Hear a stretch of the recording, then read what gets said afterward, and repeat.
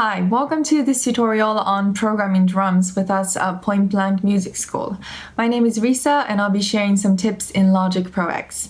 Let's begin. In this video, I'm going to explain how I program drums for my Glide remix and also cover some techniques that I used. Everyone has different approaches, but I usually program drums with MIDI inside Logic because I'm used to using softwares.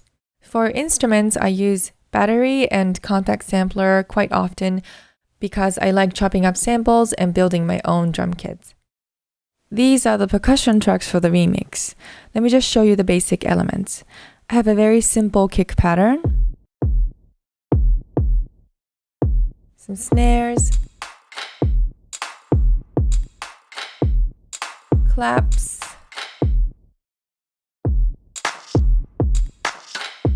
and a hi-hat sample. I also incorporated some of the original track's percussion stems, such as this drum fill, and a few one-shot sounds like these. I put them into the battery kit so I can map them anywhere in the track. This is the basic structure. Now I'm going to talk about some of the creative approaches that I used in this track. I have this acoustic drum sample, layering on top of what I programmed.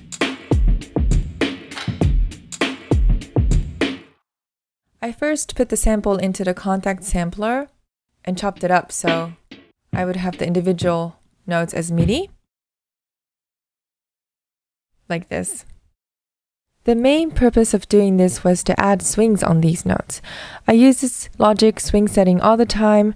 It makes it really easy to add some groove to my track. Adding swings can enhance the rhythm and make sounds more lively. That's why I use it a lot on percussion sounds such as shakers, hi-hats, and also melodic elements like bass.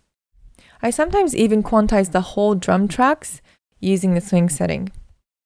So what I would do is I would select everything that I want to put swings on and select all.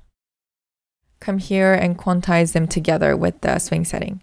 For those who don't know about this function, swing A has the weakest level of swing and swing F has the strongest level.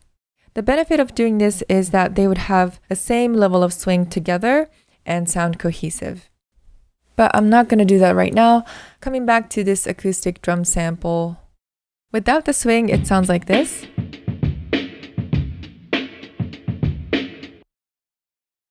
But if I put swing B and push this up to 50,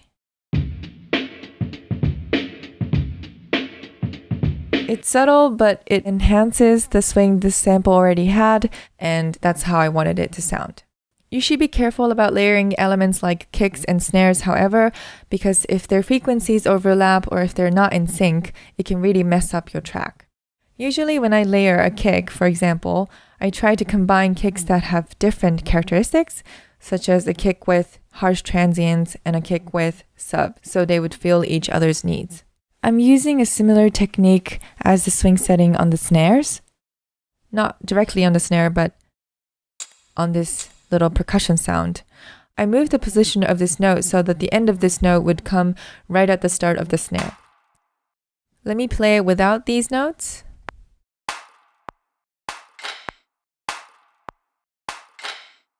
With them.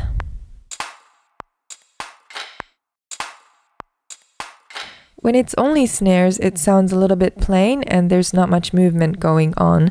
But adding a sound right in front of the snare creates some tension and emphasizes the snare arrival. If you want to make something similar, you should try playing around with the positions of smaller percussion sounds like this, take them off the grid and try placing them around the heavier sounds like kicks and snares. Another technique that I wanted to address is automating percussion sounds. So what I'm doing here is I'm automating the pitch of this clicky sound. I'm going to quickly demonstrate how I made this effect. It's really easy to add automation in Battery. First, you need to locate the sound that you want to automate. Come to the Automation tab, click Add New, and bring this mark to whatever knobs that you want to automate. So in this case, it's pitch. Now come to the channel strip, set the automation mode to touch, and play the part you want to add automation. Touch this knob. Now the track should have the value for the sound's pitch, and you can manually edit it, like I did here. I don't have time to go into details, but I also have a few tracks for texture.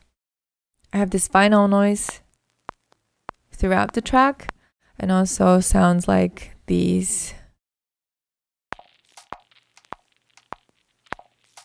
They're subtle, but they definitely make a difference. So I usually try to spend time on looking for sounds that would add certain texture to my track. So that's it for the video. Thank you for watching. Make sure you check out pointblankmusicschool.com to find out more about our music production courses. Thank you.